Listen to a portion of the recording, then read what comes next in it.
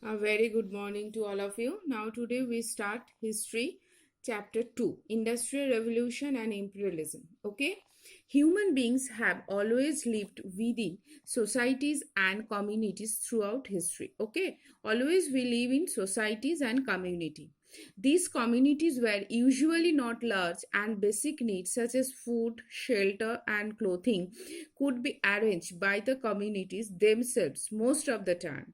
They were dependent on others for their daily needs. We know where everyone, when the discovery of new lands brought an increase in trade and commerce. In our history previous chapter we have discussed, and it also led to the emergence of bigger towns and cities, and this resulted in an increase in the population and the rise of more complex societies. Again, human beings have always lived within societies and communities throughout history. These communities were usually not large, and basic needs such as food, shelter, and clothing could be arranged by the communities themselves most of the time. They were dependent on others for their daily needs very scarcely. When the discovery of new lands brought an increase in trade and commerce with overseas territories, it also led to the emergence of bigger towns and cities. This resulted in an increase in the population and the rise of more complex societies. Basic needs could not be provisioned from within the communities themselves anymore as the demand for goods grew higher. Hence, in order to meet the demands of the growing complex population, the age of industries eventually began. Now see industrial revolution. The industrial revolution means always drastic change. Revolution means drastic change. Industrial revolution was the process of change from an agrarian economy to the economy dominated by industry and machines. Okay, industrial revolution means drastic change, and industrial revolution means industry related. Okay, in our country always we agrarian economy, but industrial revolution it transformed into by industry and machines. Okay, it was the period in which machines changed people way of life. First features, it was the period in which machines change people's way of life. Clear? The methods of manufacturing goods and the domestic system of production were replaced by the factory system. Again, the industrial revolution was the process of change from an agrarian economy to an economy dominated by industries and machines. Okay, but industrial revolution underline the industrial revolution was the process of change from an keyword agrarian economy to an economy dominated by industries and machines. Agrarian economy, keyword underline agrarian economy to an economy dominated by industries and machines. Clear? The industrial revolution was the process of change from an agrarian economy to an economy dominated by industries and machines. Clear? It was the period in which machines changed people's way of life. It was the period in which machines changed people's way of life. Clear? The method of manufacturing goods and domestic system of production were replaced by the factory system. Clear? Then goods and services were produced at large scale. Goods and services were produced at a large scale. This process began in Britain, underline where place began Britain, and timing underline 18th century. Timing 18th century, and spread to other parts of the world, Clear? Again, the industrial revolution was the process of change from an keyword agrarian economy to an economy dominated by industries and machine. Agrarian economy to an economy dominated by industries and machines. Clear? It was the period in which machines changed people's way of life. It was the period in which machines changed people's way of life. First feature.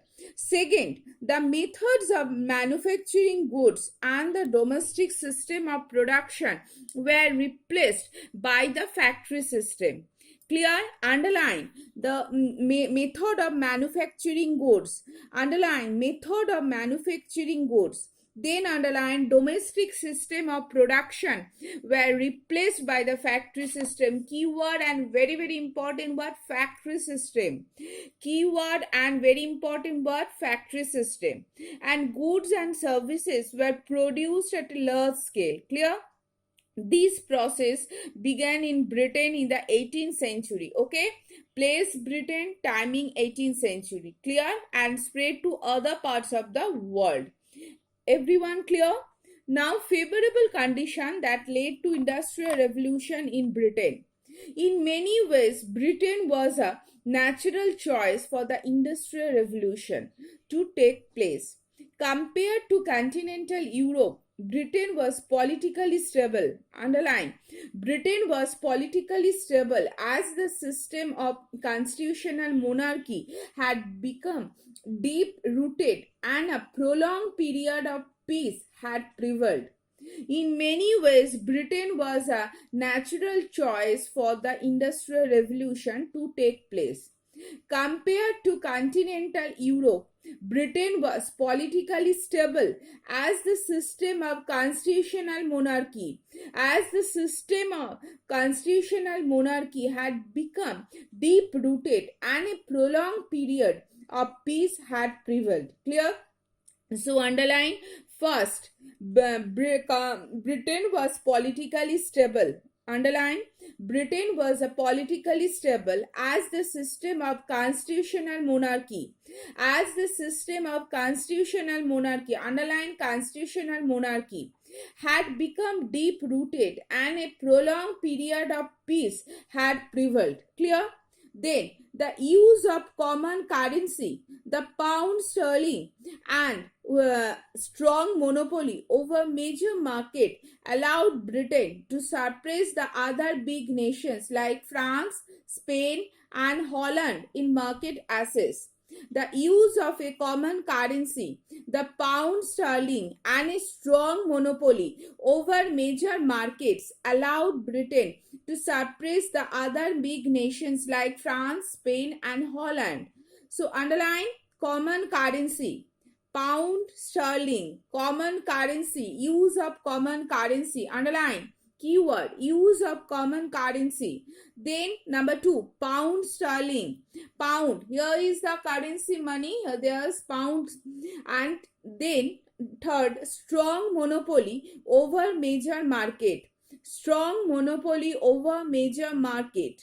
Clear? First, use of common currency, then pound sterling, and then strong monopoly over major markets allowed Britain to suppress the other big nations like France, Spain, and Holland in market access. Most importantly, Britain had also experienced what many scholars have referred to as an agricultural revolution. Most importantly, Britain had also experienced what many scholars have referred to as an agricultural revolution. Much like feudal Europe, land was fragmented in Britain as well. The hold of feudal lords over land weakened as large holding of land were consolidated. Again, most importantly, Britain had also experienced what many scholars have referred to as an agricultural revolution. Again, underline, Britain had also experienced what many scholars have referred as an agricultural revolution. Much like feudal Europe, land was fragmented in Britain as well. The hold of feudal lords over land weakened as large holding of land were consolidated. Okay, as large holding of lands were consolidated. As large holding of lands were consolidated for or agricultural purposes by the law. Land ownership was transferred from the hands of the feudal lords to a new class of enterprising merchants and landlords that emerged in Britain. Land ownership was transferred, underline, ownership was transferred from the hands of the feudal lords. Land ownership was transferred from the hands of the feudal lords to a new class of enterprising merchants and landlords. Enterprising merchants and landlords that emerged in Britain. The state authority allowed this landlord and merchants to transfer huge tracts of land in their own favor. What is the meaning? State authority allowed this landlord and merchants to transfer huge tracts of land in their own favor. Again, first point, the use of common currency, the pound sterling, and a strong monopoly. First, underline use of common currency, then pound sterling, and then strong monopoly over major markets allowed Britain to suppress the other big nations like France, Spain, and Holland in market access. Then, most importantly, Britain had also experienced what many scholars have referred to as an agricultural revolution. Okay, much like feudal Europe, there was a feudal lords. Land was fragmented in Britain as well.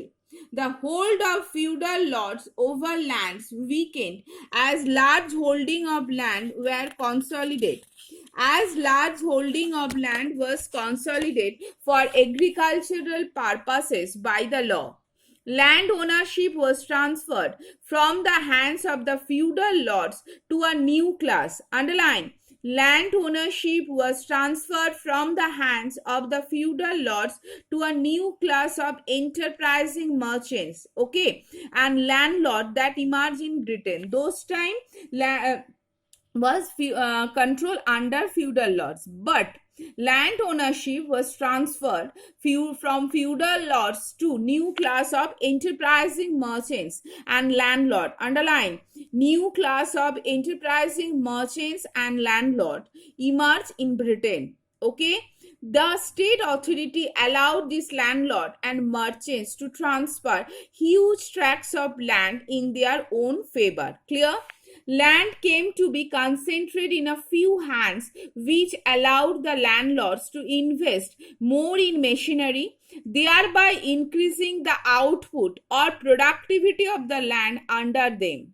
Land came to be concentrated in a few hands, which allowed the landlord to invest more in machinery, thereby increasing the output or productivity of the land under them. Clear? Again, underline, land came to be concentrated in a few hands. Okay, land came to be concentrated in a few hands, which allowed the landlord to invest more in machinery, thereby increasing the output or productivity of the land under them. Clear? The Parliament passed law on the commons. The Parliament passed laws on the common areas like forest, pasture, and river. Parliament passed laws on the commons areas like forest, pasture, and river.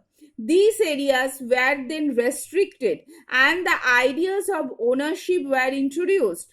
These areas were then restricted and the ideas of ownership were introduced. This development had a twin effect. First, it produced food in surplus through mechanization. Underline, it produced food in surplus through mechanization. Underline, surplus through mechanization, thereby reducing the number of people required to work on the field. Thus, it reduced the demand for labor in the countryside. First, it produced food in surplus through mechanization, thereby reducing the number of people required to work on the field. It produced food in surplus through mechanization, thereby reducing the number of people required to work on the field. Thus, it reduced the demand for labor in the countryside. Second, the concentration of land ownership in a few hands led to a large number of landless labor who were compelled to look for an alternative means of sustenance. Second, the concentration of land ownership in a few hands led to a large number of landless laborers. Large number of landless laborers who were compelled to look for an alternative means of sustenance. The freeing of laborers from land naturally meant that they could have moved towards cities. It means they moved towards the cities, looking for newer avenue. This resulted in the availability of cheap labor. This resulted in the availability of cheap labor. At the same time, the merchants began to move toward the villages and townside. What happened? Merchants began to move towards the villages and townside. Underline, merchants move towards the villages and townsides, bringing with them their raw materials and capital. Bringing with them their raw materials and capital. Families were engaged and employed in using their skill. Families were engaged and employed in using their skills to produce finished goods. And in a matter of time, there was a spurt of household industry that were engaged in producing goods meant for trade, not for self-consumption.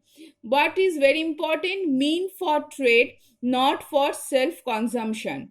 This was a major step towards the coming of the industrial age. It's very important, not for trade. For trade is very important. Now see the again I am telling. First, the use of common currency, the pound sterling, and a strong monopoly over major markets allowed Britain to suppress the other big nations like France, Spain, and Holland in market access. Then, most importantly, Britain had also experienced what many scholars have referred to as an agricultural revolution. Much like feudal Europe, land was fragmented in Britain as well.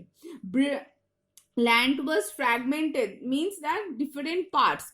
The hold of feudal lords over land weakened. Gradually, they became weak, and large holding of land were consolidated for agriculture purposes by law. So what happened those time? A new class of enterprising merchants and landlords that emerged in Britain, and the state authority allowed this landlord and merchants to transfer huge tracts of land in their own favor. The state authority allowed this landlord and merchants to transfer huge tract of land in their own favor. Then land came to be concentrated in a few hands, which allowed the landlord to invest more in machinery. Underline, invest more in machinery. First keyword, concentrate in a few hands. Land came to be concentrated in a few hands, which allowed the landlords to invest more in machinery, thereby increasing the output or productivity of the land under them. Next, the parliament passed law on the commons, areas like forest, pasture, and river. These areas were then restricted and the ideas of ownership were introduced. These areas were then restricted and the ideas of ownership were introduced. This development had a twin effect. First, it produced food in surplus through, underline, produced food in surplus through mechanization, thereby reducing the number of people required to work on the field. Clear? So, food in surplus through mechanization, thereby reducing the number of people required to work on the field. It reduced the demand for labor in the countryside. Second, the concentration of land ownership in a few hands led to a large number of landless laborers who were compelled to look for an alternative means of sustenance. For an alternative means of sustenance. The freeing of laborers from land naturally meant that they could move towards cities, looking for newer revenue. This resulted in the availability of cheap labor. This resulted in the availability of cheap labor. At the same time, the merchants began to move towards the villages and townside. At the same time, the merchants began to move towards the villages and townside. Clear? So merchants began to move underline villages and townside, bringing with them their raw materials and capital. Families were engaged and employed in using their skill to produce finished goods, and in a matter of time there was a spurt of household industry that were engaged in producing good mean for trade. It's very important. Good mean for trade, not for self-consumption. This was a major step towards the coming of the industrial age in Britain. This was a major step towards the coming of the industrial age in Britain. One of the first revolution was underlined the invention of Jethro Tull's seed drill, which allowed greater yield. Viscount Jethro Tully was an English agricultural pioneer from Berkshire who in 1700 perfected a horse-drawn seed drill that economically sowed the seeds in near rows. Okay, he came up with the horse-drawn hoe. He also came up with a horse-drawn hoe. Such advances in farming made agriculture more productive. See the picture. Okay, picture. So here underline first invention Jethro Tull's seed drill. Jethro Tull's seed drill. Okay, which allowed greater yield. Okay, person invention Jethro Tull's seed drill. Okay, the picture. Okay, this this topic you learn very carefully. Okay, and you write history civics 1 copy. Okay, history and civics you write 1 copy. Thank you so much and take care.